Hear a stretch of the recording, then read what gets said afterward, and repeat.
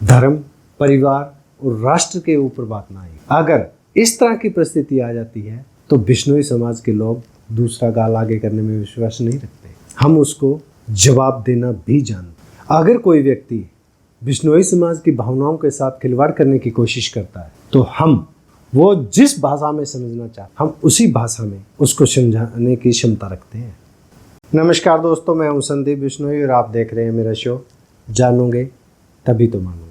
दोस्तों, आज हम बात करने वाले हैं बिश्नोई समाज, लॉरेंस बिश्नोई और बिश्नोई समाज के राष्ट्रीय अध्यक्ष देवेंद्र जी के बारे में। दोस्तों, जैसे आप सभी को पता ही होगा कि कुछ दिन पहले देवेंद्र जी ने एक नेशनल टीवी के ऊपर इंटरव्यू दिया था जो कि काफ़ी विवादों में चल रहा है। तो आज हम जो बात करने वाले हैं उसी इंटरव्यू के इर्द गिर्द ही हमारी बात होने वाली है। तो दोस्तों, जैसे कि आप सब जानते हैं भी किसी भी धर्म का एक राष्ट्रीय अध्यक्ष होता है, वो कुशल राजनीतिक दूरदृष्टि वाला होता है। तो देवेंद्र जी को कोई भी इंटरव्यू करने से पहले 100 बार सोचना चाहिए और तब बात करनी, क्योंकि राष्ट्रीय अध्यक्ष के द्वारा की गई छोटी बड़ी बात के लिए वो खुद स्वयं जिम्मेदार नहीं होते हैं, पूरा समाज जिम्मेदार होता है, क्योंकि वो एक ऐसे पद पर बैठे होते हैं जिसमें समाज ने उन्हें वहाँ पे बैठाया है। और अगर राष्ट्रीय अध्यक्ष ऐसी कोताही बरत जाते हैं तो उसके परिणाम स्वरूप महासभा पे उंगली उठनी स्टार्ट हो जाती है और इसी तरह धीरे धीरे फिर महासभा से लोगों का विश्वास उठने लगता है। दोस्तों, 20 से 25 साल हो गए हैं सलमान खान के केस को स्टडी करते हुए, लड़ते हुए और धरने सब कुछ कर लिए, लेकिन सलमान खान आज भी हमें अंगूठा दिखा रहा है। हाँ, मैं मानता भी लॉरेंस बिश्नोई का सलमान खान को धमकी का उसका निजी मामला है, लेकिन लॉरेंस बिश्नोई भी तो बिश्नोई है। सलमान खान ने उसकी भावनाओं को भी तो आहत किया है और किसी की भावना कम ज़्यादा या किसी को कह देना भी मेरे उसके अंदर कम भावना है या मेरे अंदर ज़्यादा भावना है, इस तरह किसी को नापा नहीं जा सकता है। कोई किसी छोटी सी बात के लिए बहुत ज़्यादा रिएक्ट कर जाता है और कोई किसी बड़ी बात के लिए भी बहुत थोड़ा सा रिएक्ट करता है।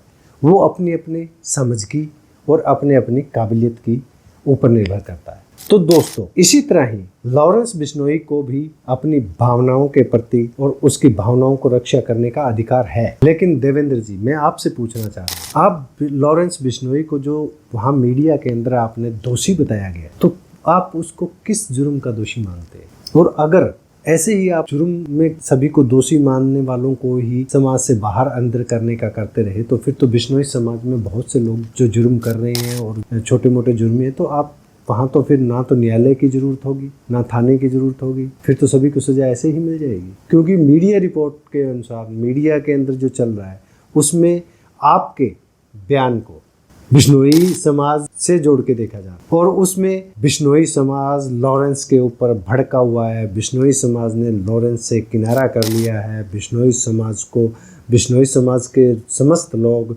लॉरेंस को दोषी मानते हैं, हत्यारा मानते हैं, ना जाने क्या क्या बातें हो रही है। आपको इस तरह के इंटरव्यू देने से पहले 100 बार सोचना चाहिए। दोस्तों, बिश्नोई समाज अहिंसा की बात करता भी है और मानता, परंतु यहाँ पे परंतु आ जाता, परंतु तब तक जब तक कि उसकी धार्मिक भावनाओं, धर्म, परिवार और राष्ट्र के ऊपर बात ना आई। अगर इस तरह की परिस्थिति आ जाती है तो बिश्नोई समाज के लोग दूसरा गाल आगे करने में विश्वास नहीं रखते। हम उसको जवाब देना भी जानते। अगर कोई व्यक्ति बिश्नोई समाज की भावनाओं के साथ खिलवाड़ करने की कोशिश करता है तो हम वो जिस भाषा में समझना चाहते हम उसी भाषा में उसको समझाने की क्षमता रखते हैं। तो अगर सिर्फ ये कह देना कि जी बिश्नोई समाज तो कुछ भी कर लो, वो बस धरने तक सीमित रहेंगे, तो ऐसा अब नहीं होने वाला। क्योंकि दोस्तों, चाणक्य ने भी ये बात कही है कि धर्म की रक्षा के लिए आपको शस्त्र उठाने पड़ेंगे। सलाह और मशवरों से कभी धर्म की रक्षा नहीं हो सकती। तो मेरा भी मत है वो चाणक्य जी के साथ है। उन्होंने जो शिक्षा दी है उन शिक्षा पे हम चलने का हुनर रखते हैं। पहले बार हम करेंगे नहीं और दूसरा बार हम सहेंगे नहीं। क्या आपको ये नहीं पता कि मीडिया वाले बातें हैं वो हमेशा तोड़ मरोड़ के बातें करते हैं? मीडिया वालों को तो ये काम है, टीआरपी के लिए वो कुछ भी कर सकते हैं और वो वही बातें कहलवाने की कोशिश करते हैं जो कि आप नहीं बोलना चाहते। तो देवेंद्र जी, ये बात आपको ध्यान रखनी चाहिए। लॉरेंस ने जो भी जुर्म किए या ना किए हों, वो गैंगस्टर है या नहीं है, इसका आप पूरे का पूरा भारत के संविधान और न्याय प्रणाली पर आपको छोड़ देना चाहिए।